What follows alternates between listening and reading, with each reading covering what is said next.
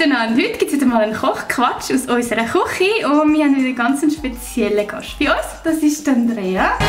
Sie ist Bloggerin. Ich verfolge ihren Blog eigentlich schon seit es den gibt. Seit 4 Jahren schon. Seit 4 Jahren, wow. Ja. Schick in Zurich. Ich verlinke euch unten dran die Infobox, ihren Blog. Könnt ihr gerne mal schauen. Und ja, Andrea, schön, dass du da bist. Ja, danke vielmals für die Einladung. Ich habe mich mega gefreut, um da bei euch in die riesen, wunderschöne Küche zu kommen. Ja, sehr gerne. Ja, bevor ihr noch ein bisschen mehr über Andrea erfahrt, schnell, was wir heute machen. Es gibt Brownies. Yay! Süß, das ist doch immer gut. Und zwar nicht irgendwelche Brownies, sondern vegane Brownies. Andrea ernährt sich vegan. Genau. Und da haben wir spezielle Zutaten drin, gell? Mhm. Wir testen ein paar Sachen ersetzen und machen mal testen, ob die gleich gut werden wie die normalen Brownies. Und unser Hauptattrakteur ist Zucchetti.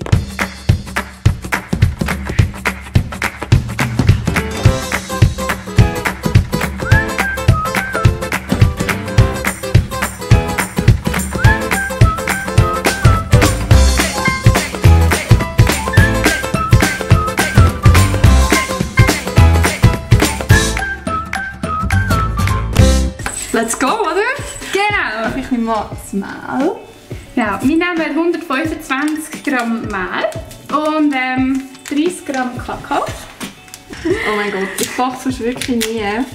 Darum, ich bin mega froh, dass ich das mit euch machen kann, weil ich für mich allein kann nicht einfach so 20 Brownies machen. Ja, aber ich hoffe, dass du mindestens 10 nachher noch mit heimnimmst. Geht essen, würde ich mal sagen.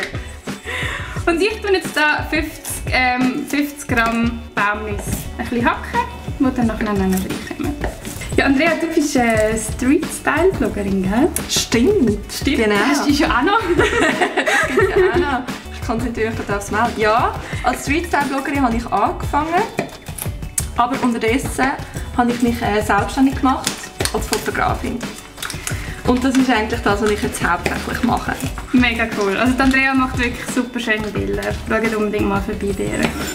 Danke vielmals. Wie sieht dein Alltag so aus? Mein Alltag, den gibt es eigentlich gar nicht. Also, wie du siehst, bin ich jetzt da am Brownies machen. Das ist eigentlich auch nicht Alltag. Ich habe jeden Tag wirklich etwas anderes. Und das ist mega toll an meinem Job, weil es ist wirklich, kein Tag ist gleich wie der andere. Jetzt morgen gehe ich auf München. Manchmal treffe ich Privatkunden für irgendein Bewerbungsporträt oder dann fotografiere ich eine Modestrecke für ein Magazin jetzt dann in 2 Wochen oder ich bin in L.A. und mache sonst etwas. Also es ist so abwechslungsreich. Ich hätte nie gedacht, dass ich mal so einen coolen Job habe wie jetzt. Also es ist wirklich mein Hobby, weil es mein Beruf ist. Das ist doch schön, wenn man das sagen kann, oder? Ist aber bei dir auch so, oder? Ja, das ist eigentlich bei uns sehr ähnlich, genau. Also, ist eigentlich auch aus einem Hobby entstanden, so ein bisschen wie bei dir. Und ja, das Schönste, wenn man aus dem Hobby kann einen Beruf machen kann. 30 Gramm, gell? Muss man spicken? Ja. Das Coole ist immer, dass wir nie wissen, was für Mails reinkommen, weil wir halt mega gespannt sind, was so eintrudelt während dem Tag. Ihr könnt ja noch so viel reisen, gell? Ja, doch, wir sind relativ viel unterwegs. Du bist so ein bisschen eifersüchtig. Ja, warum nicht? Ich bin nicht so gebucht dafür, um ein bisschen am Strand rumliegen und so ein bisschen Drohnen rumfliegen lassen. Ich muss dann so in einer Stadt irgendwelche Leute hinten anrennen. Von dem ist dann noch ein bisschen ein Unterschied. Du, das ist manchmal harte Arbeit, bis dann die richtig Drohnen aufgenommen Das glaube ich wiederum. So fein, schockig im Fall. Gell? Das ist so cool, wenn du irgendwie einen Bananensmoothie machst. Und noch ein bisschen Kakaopulver rein tust, das ist so geil. Und das ist auch perfekt, weil es ist fettarm, weil die meisten sind so sehr, sehr fettig. Ja. Das ist noch cool, dass du... Und das ist eigentlich mega günstig und so ist so ein mega schockiger Smoothie. Das ist eigentlich eine gute Idee mit dem Bananensmoothie mit Kakao. Gell? Machen wir das nächste Mal. Genau. Man nehme Banane, man nehme Kakaopulver, ein bisschen Milch und fertig. Das ist super. Also ich tue jetzt hier übrigens Zucchetti-Raffeln und da kommen 310 Gramm Zucchetti rein.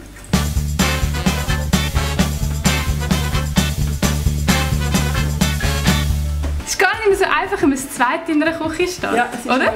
Soll ich mal den Zucker beigeben? Ich glaube, das schaffe ich gerade. 240 Gramm Zucker. Also das ganze Rezept findet ihr eh auf dem Blog auf lidlcity.ch. Dort könnt ihr auch nachschauen, wie viel ihr genau braucht von was. Perfekt. Einmal alles reinleeren? Nicht das Ganze. Das Vanillezucker tun wir das Ganze rein. Okay. Und Mist. Ich brauche einen Spickzettel. Darf man schon sagen, dass ich eine brauchen, oder? Also ich würde etwa 20 Spickzettel. Okay, dann würde ich den heute mal nicht verstecken. Also nein, wir brauchen einen halben Teelöffel Natron. Kein Vanillezucker. Genau, und noch ein Preisensalz. Teelöffel. Irgendwie haben wir schon so einen halben Teelöffel. Ja, wir haben schon alles zusammen gemacht und haben irgendwie 3 Zutaten drauf. Ist auch ein Talent. Ist auch ein Talent. Ist auch ein Talent.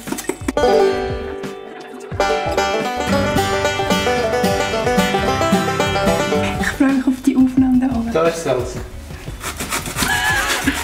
Danke für den Hinweis. S wie Salz. Genau. Eine Prise. Aber Zugetti haben wir jetzt, das sind 310 Gramm. Und ich habe gehört, dass man Zugetti am Schluss gar nicht merkt. Also es ist wirklich einfach So gut nicht gemahlen. gar nicht gemacht.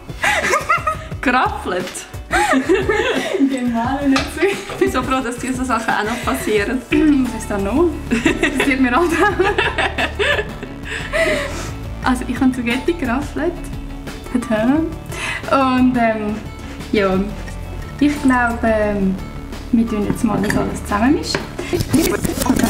Ja, Backpulver kommt in diesem Rezept keine. Dafür haben wir das Natron. Das ist auch noch speziell. Und ja, jetzt kommen noch die anderen Zutaten da rein. Das wären Zugetti. Schon komisch, Zugetti in Brownies rein tun. Gell? Genauso komisch wie eben Avocado in ein Schokimus oder Tofu in eine Vanillecreme. Ja. Aber irgendwie funktioniert es dann nicht, man schmeckt es gar nicht raus. Ich bin mega gespannt in die Welt. Ich auch. Wir haben jetzt hier Rapsöl genommen. Man kann auch Sonnenblumenöl nehmen. Wichtig ist einfach, dass es ein bisschen neutrales Öl ist.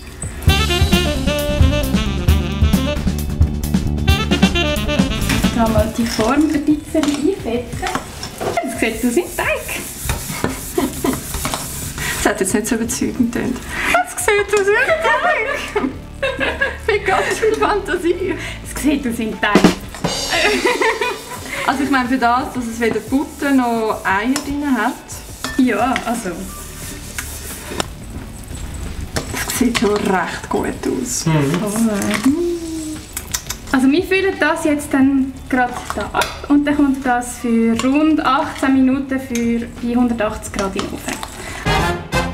Unsere Brownies sind jetzt aus dem Ofen und wir müssen glaube ich noch schnell sagen, wir haben zwischendurch spontan noch die doppelte Menge gemacht, weil wir gemerkt haben, dass es ein bisschen weniger ist.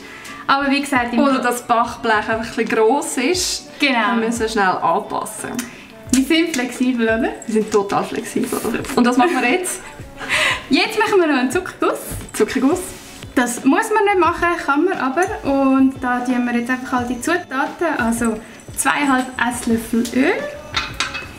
Und wir haben jetzt Mandelmilch, 40 ml. Und 100 Gramm Zucker. Und 5 Esslöffel Kakaopulver. Die wir jetzt hier so ein bisschen karamellisieren. Noch eine kurze Pause. Ja, wirklich. Hast du so ein Lieblingsessen? Ich liebe alles, was Curry ist. Ich liebe Currys. Ich könnte jeden Tag Curry essen. Verstehe ich. Bananenglasse ist mega fein. Also das ist einfach Bananen gefrieren und mixen und dann gibt es Glasse. Nice Cream. Genau, Nice Cream. Das. So, und ich glaube, das ist schon gut. Aber es geht glaube ich wirklich gerade in die Hälfte. Super, brauchst du mich gar nicht. Du stehst einfach daneben und siehst gut aus. Willst du den abschlecken? Ist es heiß? Probier. Oh. Ist es gut? Schatz, jetzt ein bisschen. Nein. Haben es geschafft! Und jetzt kommt der beste Teil. Probieren. Essen. Oh mein Gott. Also sie sind sehr dewy, will ich jetzt auf Englisch sagen. Ja, also sie sehen definitiv anders aus als nicht vegane Brownies. Aber schmecken tut es sehr gut.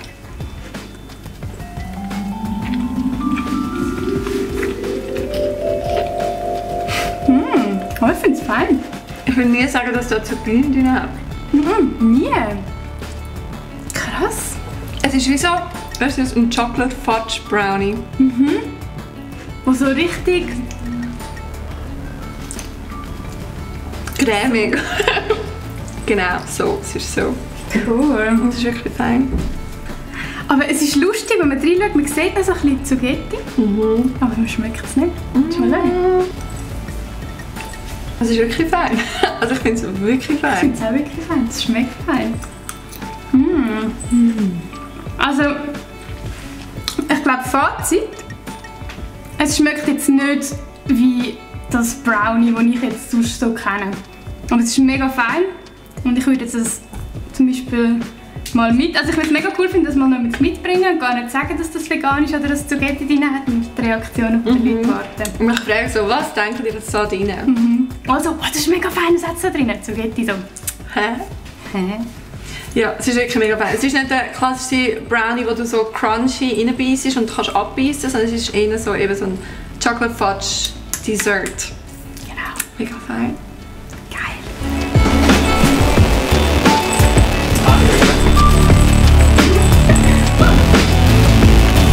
So, das wär's gewesen. Ist das noch angeschaltet? Nein, okay. Das sagt einfach sich. Ich bin noch heiß. Hallo, ich bin heiß.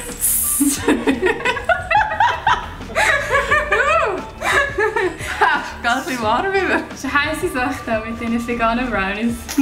Oder mit Andrea? Ich glaube, es liegt eher an Andrea. Dabei habe ich den Topf noch zugemacht. Das ist ein Fehler. Ja, das war es von unserem Kochquatsch und den veganen Brownies. Und danke vielmals, Andrea, dass du da warst. Danke vielmals, dass ich kommen durfte. Meine ersten veganen Brownies selber backen. Mega gut. Genau. Und ja, wenn euch das Video gefallen hat, lasst uns doch einen Daumen hoch da, abonnieren nicht vergessen. Wir freuen uns auch riesig auf ein Kommentar.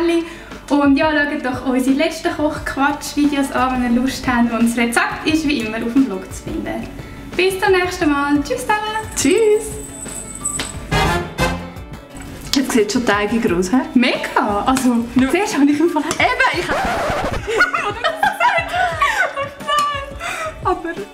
Also, weißt du, wenn du so gesagt hast, ja, die veganen Sachen sehen nicht so teigig aus.